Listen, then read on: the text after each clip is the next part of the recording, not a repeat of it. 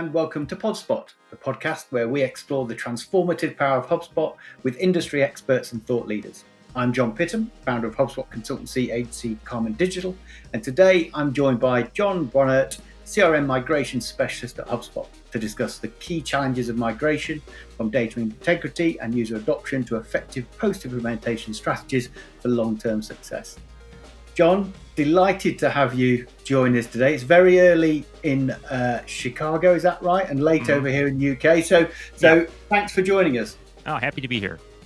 Great. Not too early, so works for me. Good man. So just for our audience here, just give me an overview of, I guess, your role and experience with data and HubSpot. Sure. So I right now I am sort of in charge as far as delivering the CRM data migration service for HubSpot that we launched in November of 2022.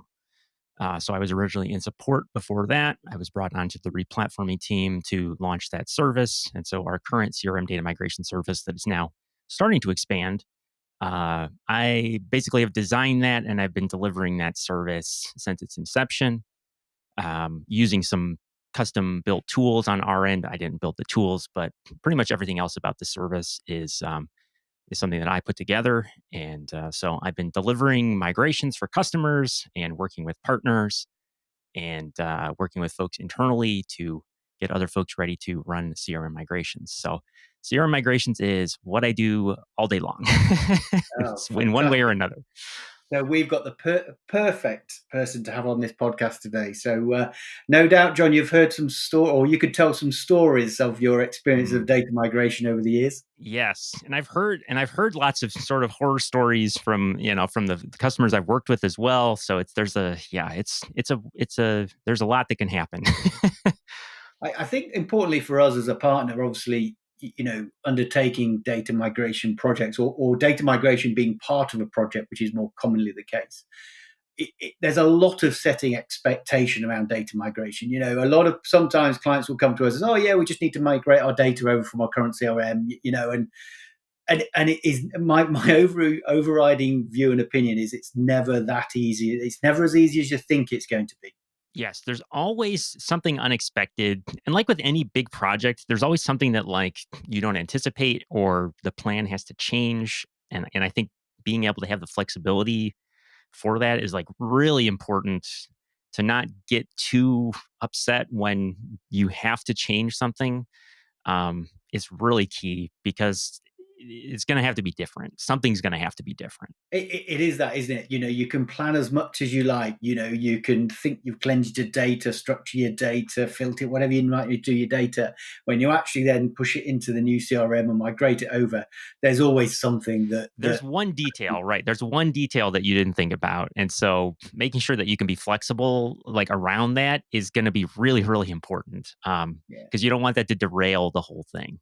Oh, completely. So let's dig into that a little bit then. And what do you think the most common challenges are that businesses face in relation to a migration of data?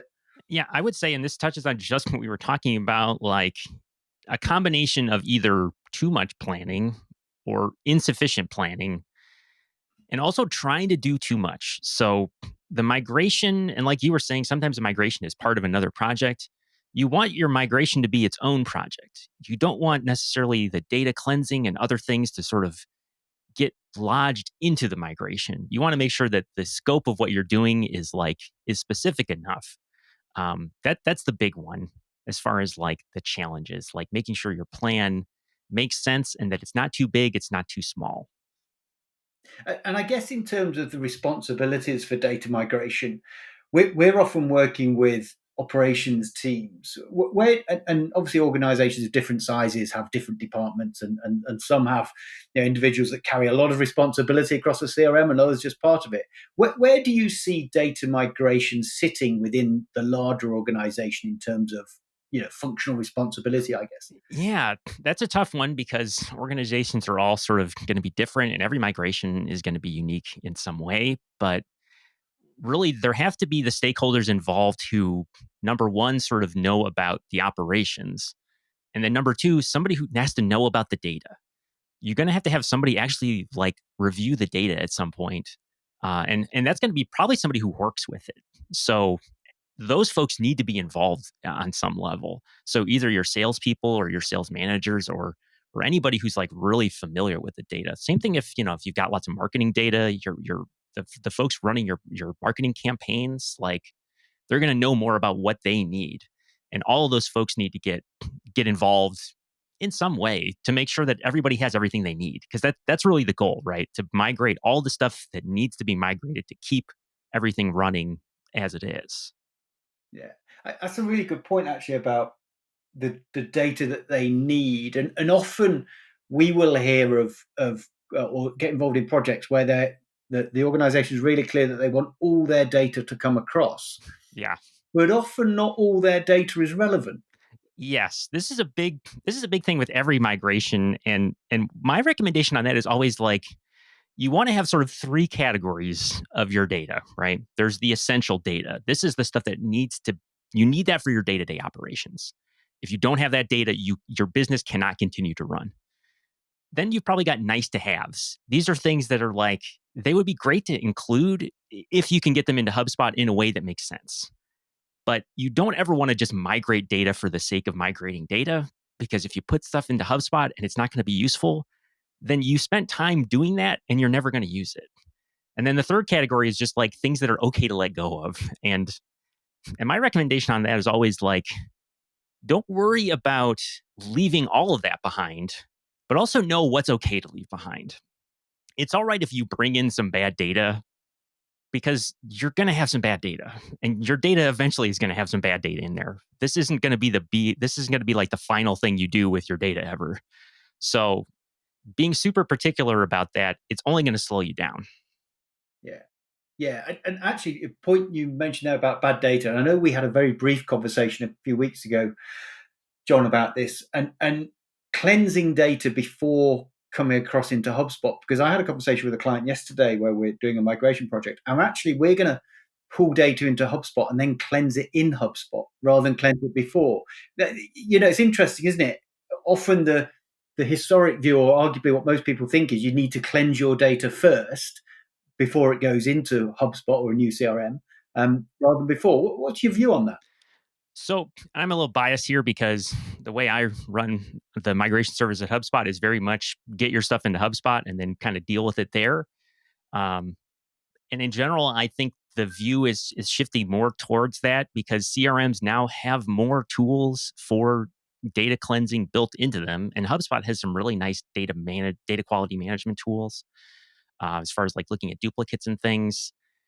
And there's a lot more you can do with the data once you have it in HubSpot that has all that relational data. That's the hard stuff to migrate. That if you try to cleanse everything before you get it in, that's also maybe manual spreadsheet work. There's maybe it's simpler to do it in HubSpot, and maybe you'll learn more about HubSpot by doing it in HubSpot. So my recommendation is always kind of like, again, get the stuff you really need. If you bring some extra stuff along, that's okay. You can deal with some of that later. As long as the day-to-day operations keep going, data cleansing, data cleanup, there's a lot of places to do that. And in the middle of the migration is sometimes the worst time to do it, because there's a million other decisions that have to be made about where's it going to go? What are we going to keep? Are we going all the way back in our history? Are we bringing all of these pipelines? Are the pipelines going to be different? Like there's all those other decisions to make. So again, then spending all the time on, well, if are we going to keep these records? Which ones? How are we going to filter this down? It just adds up really, really quickly. Yeah.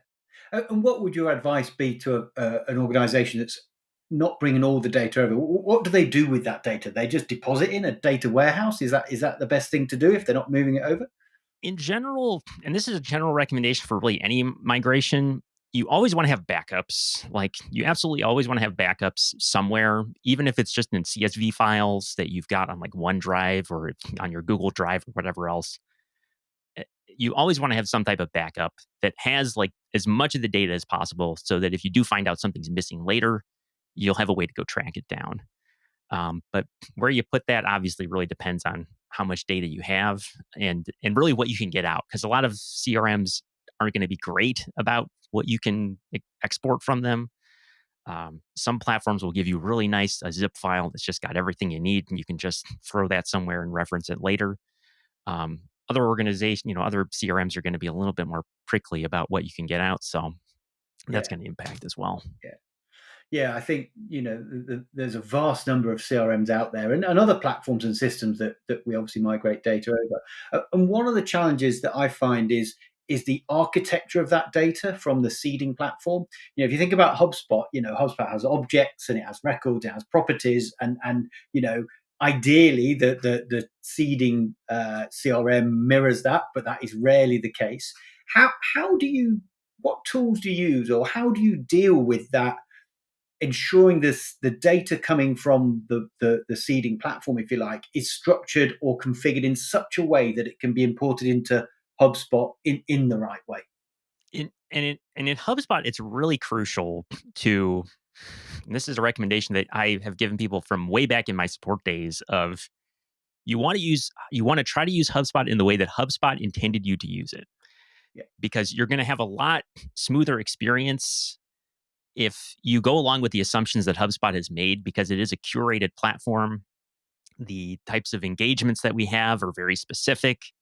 The way that, even just the default deal properties and other things, there's a lot of like really specific things that some of those things do, that if you like trying to do your own little thing, you're just going to build workarounds on top of workarounds on top of workarounds. And eventually that's just going to become unusable. So one of the key pieces to bringing in a sort of data set that doesn't necessarily match the HubSpot data model is really digging into the HubSpot data model and what's going to make sense for that data, but also keeping in mind like what's going to be the simplest way to get it into HubSpot so that we can maybe continue to work with it, maybe export it and put it back in as something different later.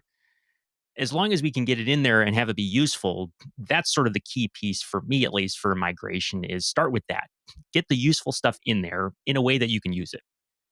And then if you have to change that later, you'll have it in a way where it's easier to deal with versus just keeping it in a CSV somewhere.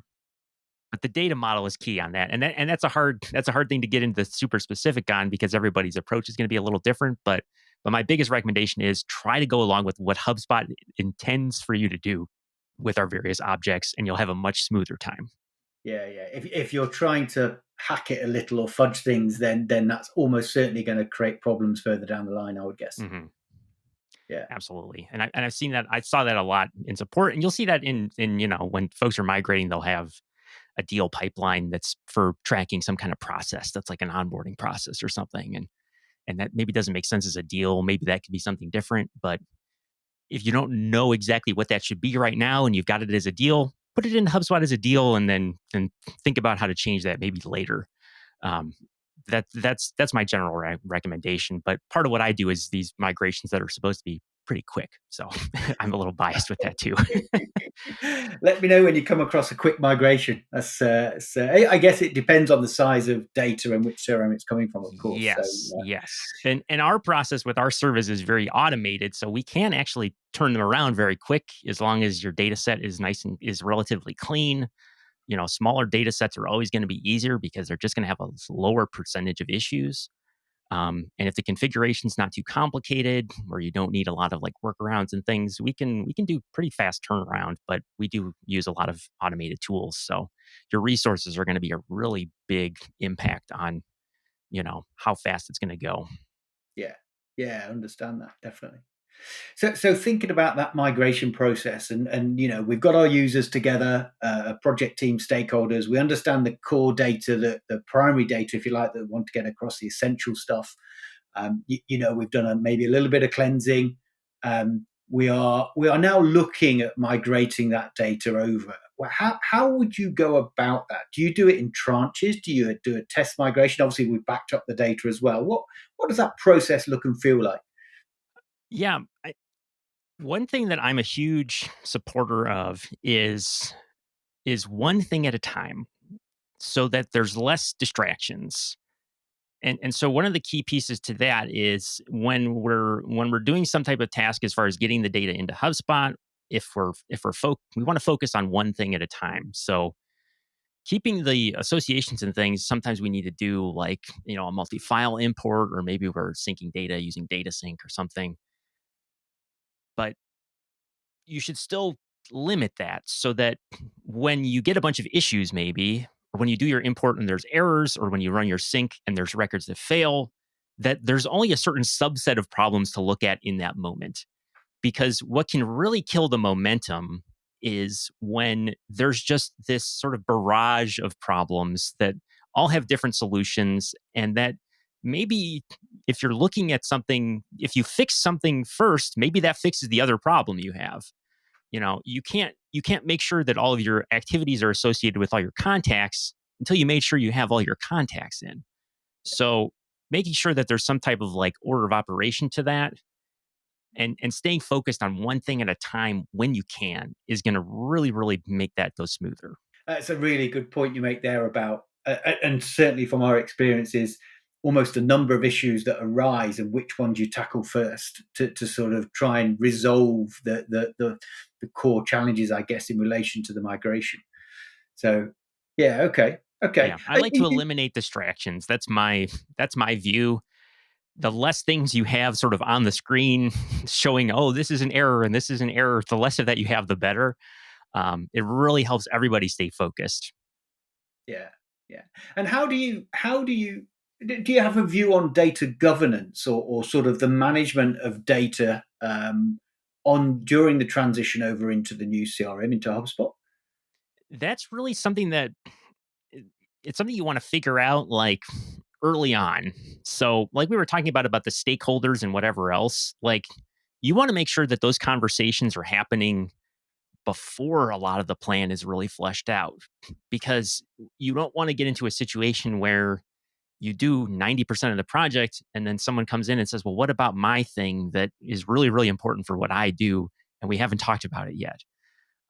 So that process of checking in with really all of the stakeholders, making sure that everybody is clear on kind of like what they really need, um, and then reassessing that once you have all that information. And I recommend that for almost everything with the planning is like, do your plan, and then, well, look at your resources, do your plan, and then go back and look at your resources and priorities again, and then look at your plan again. You want to measure twice and cut once if you can. Yeah, yeah. And kind of associated with that, I guess, is also we work with some organizations that have different divisions, different teams, and almost they're consolidating onto HubSpot.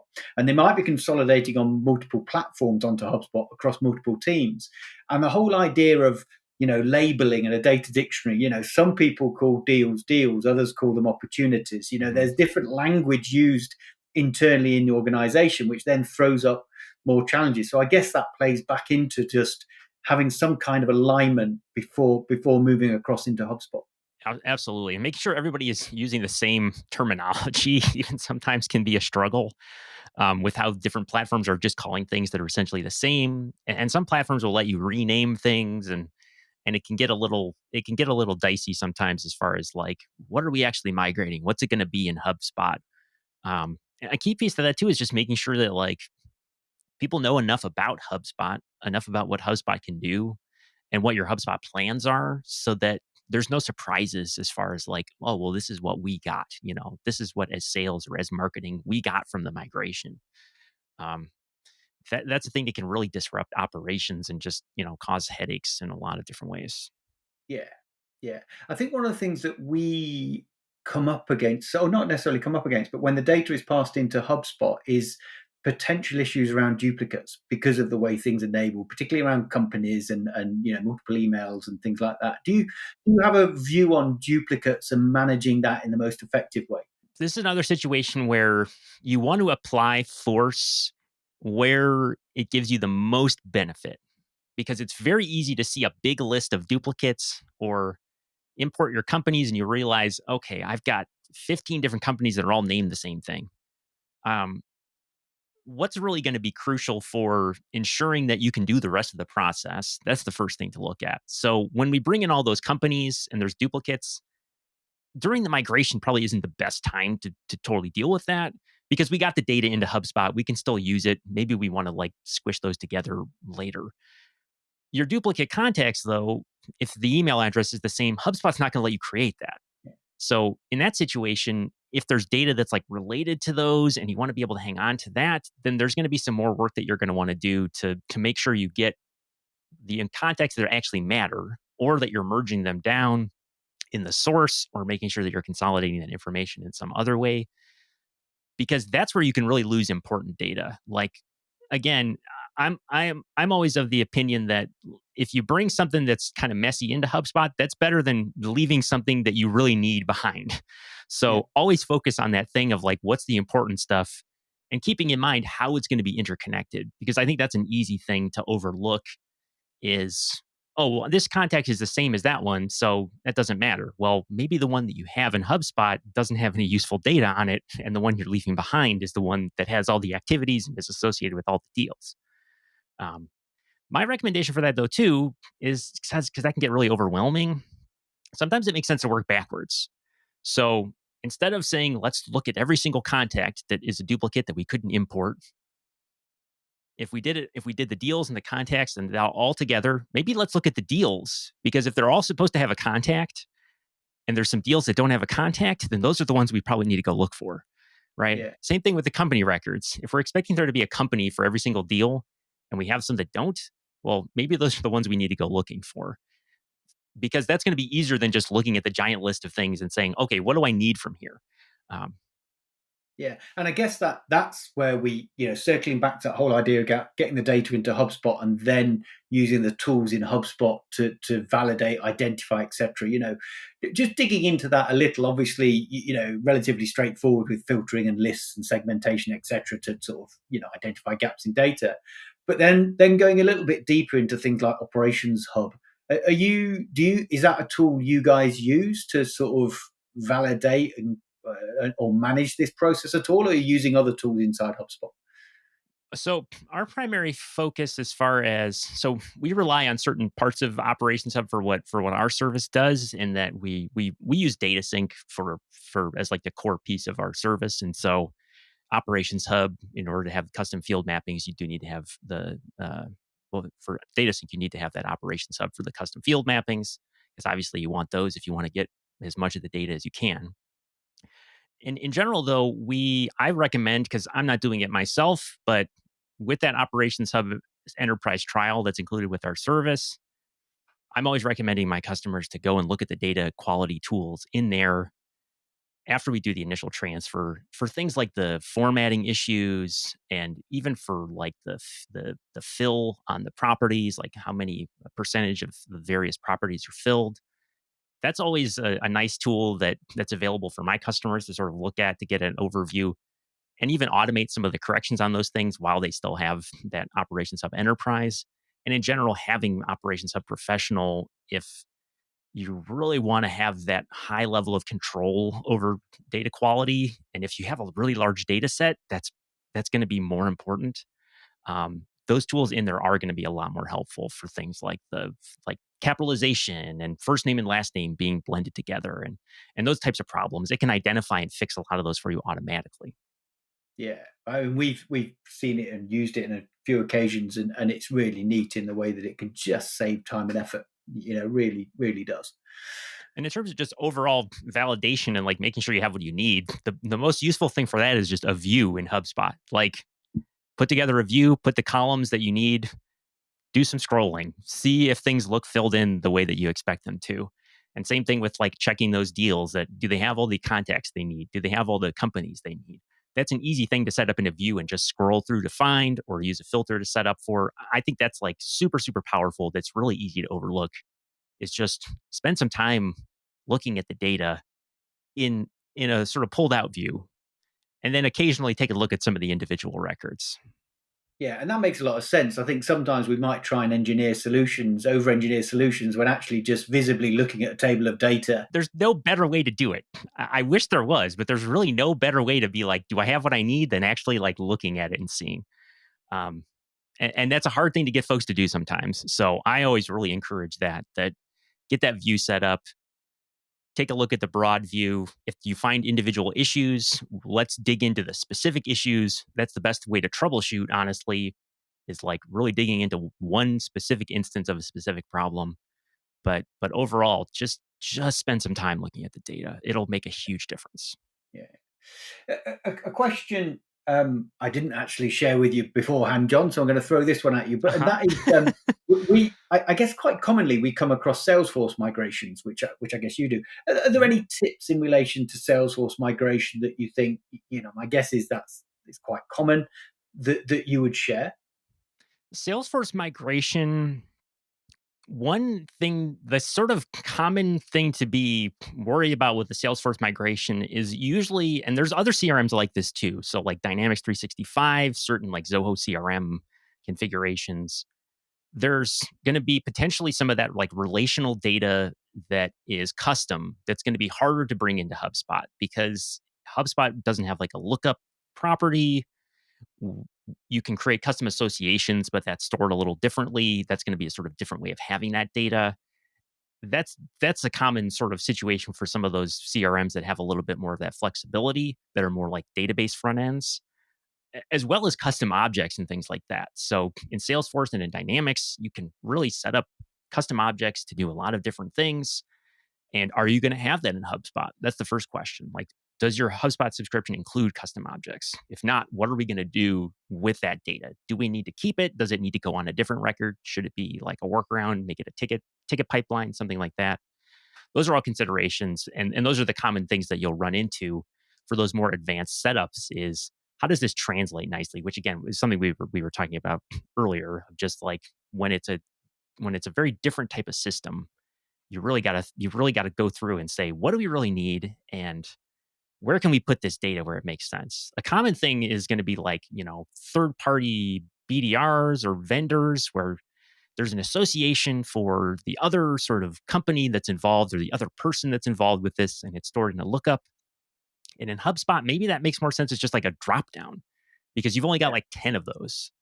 And so instead of creating it as association where you got to worry about your workflows not bringing those contacts in and setting up that with filters as well, where it's like we don't want this association and these filters. Maybe it's just simpler to do. Hey, like, here's a drop down. Here's our 10 different BDRs, and you just set the value in the drop down because it's the same data, right? It's just you're just doing it in a different way that makes more sense for HubSpot than for some other system. yeah. But that does take a bit of thinking, doesn't it? It takes a bit of time to understand that. It does. And so knowing about what HubSpot can do is like really, really crucial for that, which is why it's always really helpful too to like tap your HubSpot resources. Like even HubSpot support can tell you a lot about what the various properties like can do and what they're more useful for Yeah, and where you're going to run into issues depending on how you use a specific property. yeah, Reporting on like a text property is kind of a pain if you need to like filter by the values in there because the values could be a bunch of different things. And if you're actually just typing it in every time, maybe you're getting typos in there.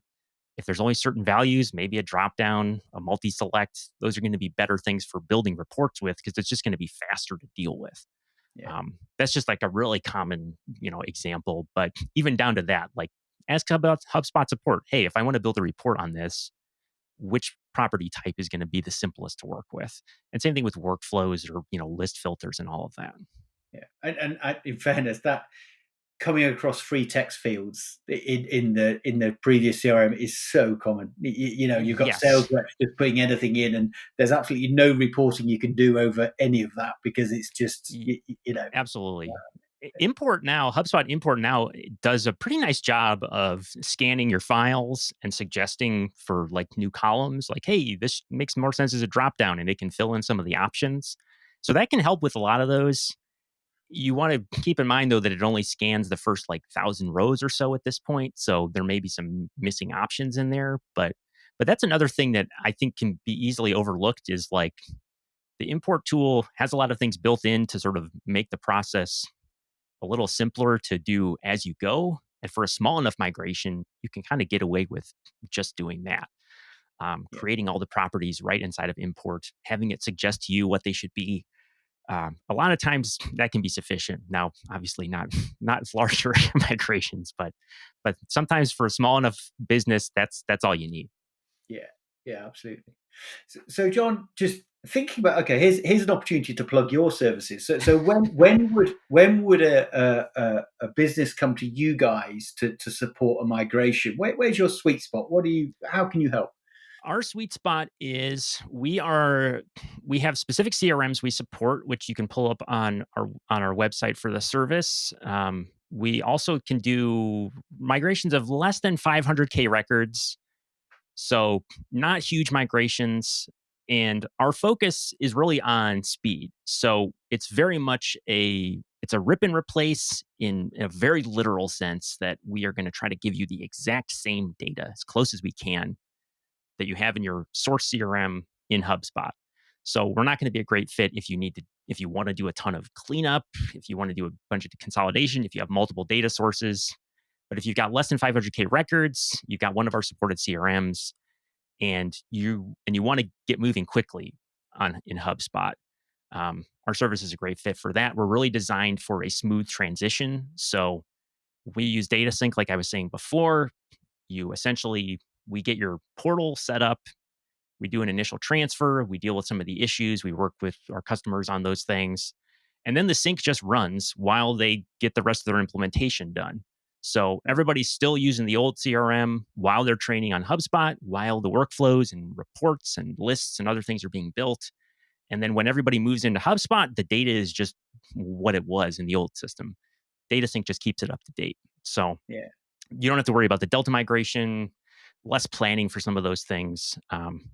Again, we're not the best fit for everybody, but for a small enough migration and for somebody who really wants to just keep what they have and then make those changes in HubSpot, like we've been talking about, it can be a really good fit. So, are there any when you're looking at migrations, people coming to you? Are there any red flags that come up across different sectors, or when people mention certain things that they're trying to migrate? So complexity is always going to be the thing that is going to make a more complex data set is always going to be more annoying to migrate. And a lot of the things that will come up with that are, if you've got multiple data sources, especially if they're disconnected, if there's nothing that's like actually keeping them, in sync with each other, trying to consolidate that while you migrate, or even just bringing it all into HubSpot can be a bigger challenge, because you're going to have to figure out, are we going to use the same properties for the different data? Or do we have to put some of these together because they're supposed to represent the same thing, but maybe the options are slightly different? I see that quite a bit. Large amounts of relational data is another piece, like we were talking about. If you do have those custom lookups and other things, you're going to have to spend some time figuring out how that's going to translate. If you have multiple sort of departments of data to move, if you've got sales, you got service, you got marketing, if all that needs to come into HubSpot, there's considerations for all those various objects. So that's just going to add more time. And then your implementation and all that too.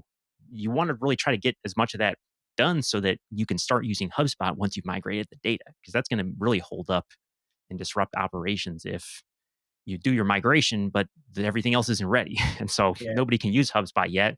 And they're all using your old system. And now you got to do a Delta migration. You really want to avoid that if you can.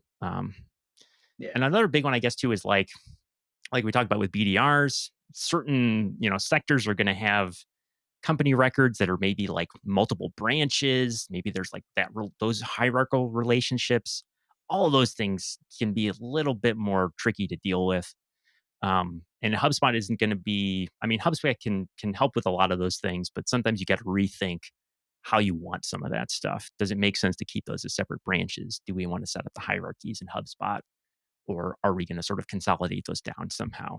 And for some businesses, they need those to be separate. So is that something you need? That's always one of the considerations. yeah, yeah. There's a lot in a data migration, isn't there, to think about? And Yes, as you it's say, all the bigger details.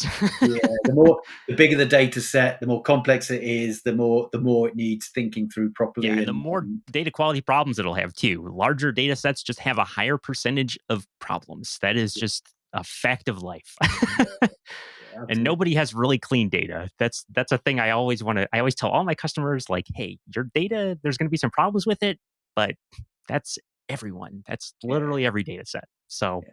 don't let that I bum mean, you out. I heard a great quote the other day whereby as soon as you make your CRM live, even if it's a brand new CRM, start putting data into it, it then starts to degrade. Your data just starts to degrade over time. So, Yep.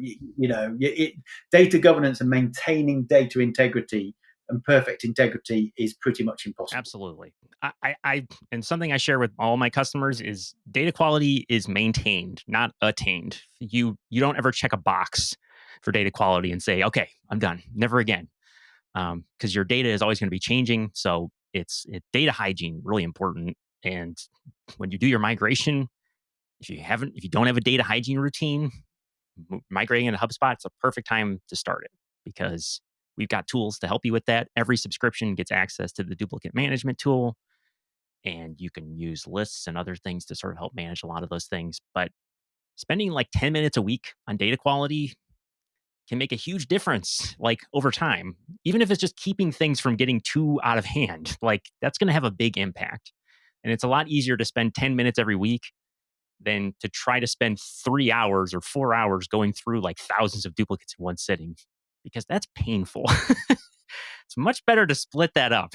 Yeah, one of the things we've started doing for a while now for clients is we build a data governance dashboard. So actually within there, so they can identify number of duplicates, data, how full the data is, etc. Just a dashboard so that they can refer to that frequently and go, actually, hold on a minute, we're starting to see deterioration here, and let's look at this, because it's much easier to sort of eat the elephant one bite at a time rather than trying to do the whole thing when it becomes a big problem. And it's crucial to include that in all parts of the business too. Like, don't just think about your duplicate contacts and your duplicate companies, but what about your inactive marketing contacts and your deals that never really got anywhere? That's like there's really no data on them. Do we need to hang on to these deals that have like two things filled in that are in like the closed lost and they were only ever in the first stage? Those are all things to think about as far as like, can we pare some of that down as an ongoing process? Yeah. Customers often will, and everybody will want to do this. Like, let's pare everything down sort of all at once, but that's really hard to do. It's kind of better to just figure out kind of what's going to be less useful, and then periodically look at it and then go, okay, let's delete these things today because like we just don't need these right now. Stale leads, old deals, it can all accumulate. And HubSpot does a pretty good job of avoiding accumulating things that are not connected to anything. That's a really nice part of the HubSpot CRM. Your meetings, your calls, they don't sort of hang out when you get rid of your contacts. So as long as you're paring down your big CRM records in HubSpot, you're kind of taking care of a lot of that other stuff that can accumulate as well. Yeah, really important message that, John. So, and I guess to finish then, there's some really insightful messages in that and really interesting. And I guess an overriding message of, this stuff could be complex and you got to think properly about it and don't be afraid of it not being perfect. But exactly. I guess from your perspective to wrap up, what's the one piece of advice you'd give to anyone preparing for migrating data over to HubSpot? I think it's really what you were just saying. Like, no one has perfect data. So don't worry too much about migrating things that are going to be low value. But also don't, I guess the idea is, again, those priorities, right? You want your essentials, your nice to haves, and your things I can let go. And if you bring some things you can let go, that's okay. As long as you have your essentials, then you're doing the right thing. And the way you spend your time on a migration project should always be in service of, are we bringing over that important information, and is it going to be in a useful format? So maybe not the final format you want it, but are we going to be able to use it in HubSpot? As long as that's what you're doing, as long as all the time you spend is in service of that goal, then your migration, you're going to be successful because you're going to have that important stuff. It's when you start getting lost in the weeds that problems come up. Yeah, wonderful. Well, that's a great point to finish. And John, thanks ever so much for your time today. If anyone needs to get hold of you to find out more about your services, how can they do that? There is on the HubSpot website, there is a page for services where there's a form that you can fill out for CRM data migrations under I think it's in the migration section. That form will come directly to our team to take a look at your question and reach out about your potential project. So if that sounds like something you are interested in, if you're migrating from one of our supported CRMs, definitely fill out that form and someone will be in touch. Perfect. Great stuff. John, absolute pleasure to have you on the podcast today. So enjoy the rest of your day and thanks for spending time with us. Absolutely. Happy to be here. So that's a wrap for today's episode of PodSpot. Join us next time as we delve into more topics surrounding all things HubSpot. Remember to subscribe for more episodes, drop us a line with any ideas you may have for future content, and do leave us a review if you enjoyed today's session. Bye for now.